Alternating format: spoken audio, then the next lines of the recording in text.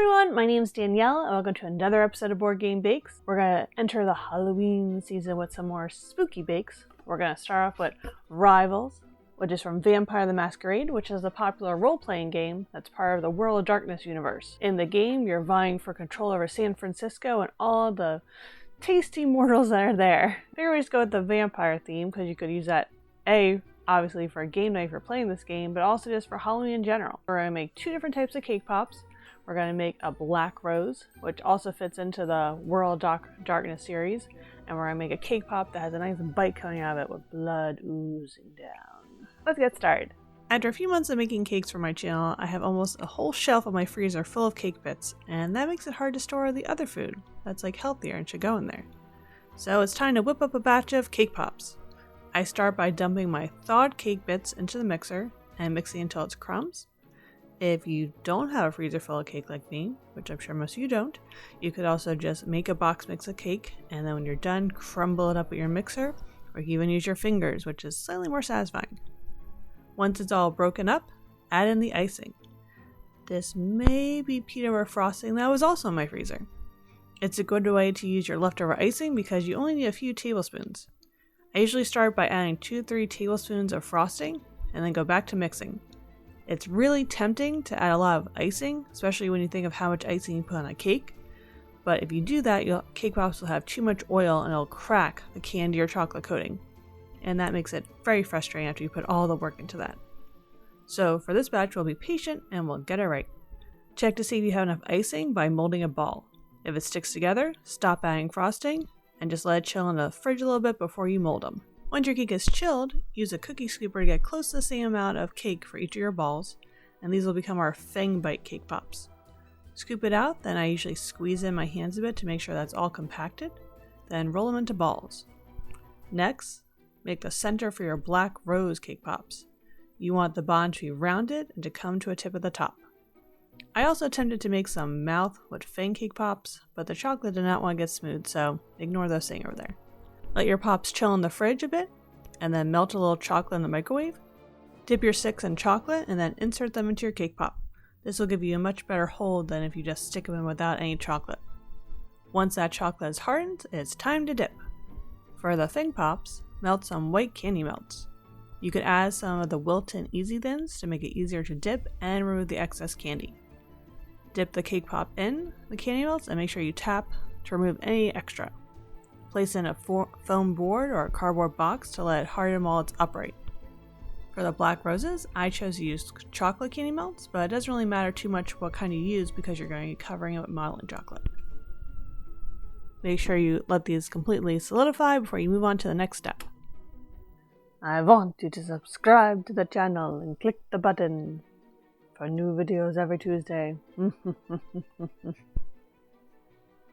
Let's do the more involved one first, the Black Roses. Take chocolate modeling chocolate and add some black and red food coloring to get it as close to a really dark red / black as possible. Let it harden a bit, and then you want to roll out the modeling chocolate so it's a little less than 1/8 of an inch thick. You can use a sieve to sprinkle cocoa powder on your counter, and this way it won't stick. But then you also have to worry about rubbing it off later, so it's probably a balancing act. Use a rose petal cookie cutter, or I took an oval cookie cutter and adjusted it so that it looks like a petal. If you're doing a large flower, you need 10 petals, and you're going to need 5 petals if you're doing a smaller flower or a bud. To prepare the petals, use your fingers to squeeze the ends and make them super thin. Take your first 2 petals and then wrap them around the bud on opposite sides. Your next layer will be 3 flowers because the layers look more realistic with odd numbers of petals. Start at a gap from the first 2 petals and go around. Have the second petal go under the edge of the first petal, and do the same technique with all the petals where they're slightly overlapping. Once you have all 3 arranged, gently push on the modeling chocolate to stick them together. Repeat the process with 5 petals on your next layer. Once they're all done and pretty, flip it over to smooth the bottom and make it look all joined together like an actual flower. You could bend over the top of each petal, which will also add to the realism of it. If it seems too floppy, with modeling chocolate, if you work it too much, it gets floppy and harder to work with. What I did is you could take it into the freezer and hold it upside down in the freezer for a minute. I just put my hand inside the freezer, and then once it came out, it was a lot easier to move it and actually have it go in the position I wanted without just flopping over. When you do the small flower, you'll do the same process, except you'll just stop after you add your row of 3 petals. It's time to make our blood. Okay, I'll have to work on my Transylvanian accent.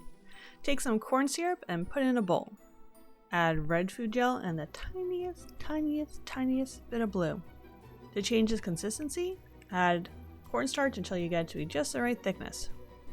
To make the bite marks, get a cup of boiling water and plunge the cake pops into it.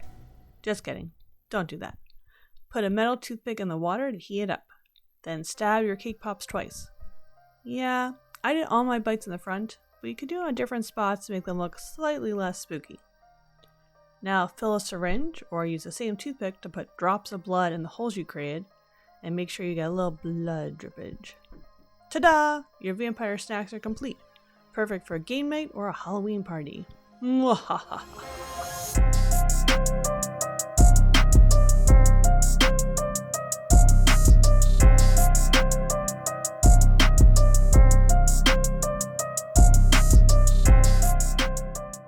Thanks for watching another episode of Board Game Bakes, and make sure you come back next week for more spooky creations and fun Halloween games that'll be featured. I definitely have a love-hate relationship with cake pops.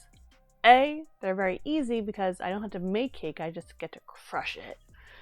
But dipping the chocolate and stuff, it just doesn't work out how I want it to work out.